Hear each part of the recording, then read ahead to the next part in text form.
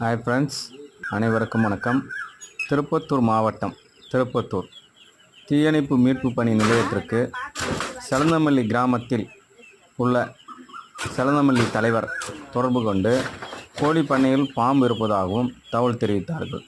ஓய்வு பணியில் நானும் தீயணைப்பு வீரர் ஸ்ரீகாந்தும் இருவரும் செல்லும்போது என் மகளும் என்னுடன் வந்து கோழி பண்ணையில் உள்ள பாம்பை பார்த்தபோது கோழி பண்ணையின் மேலே தகரமும் அதற்கு மேல் தென்னை ஓலையும் இடையில் பாம்பு இருப்பது சத்தம் கேட்டு கொம்பு எடுத்து வந்து அதை குத்தி பார்த்தபோது அது நகரும் சத்தம் கேட்டு பாம்பை வெளியேற்றி பாம்பை உயிருடன் மீட்கப்பட்டது.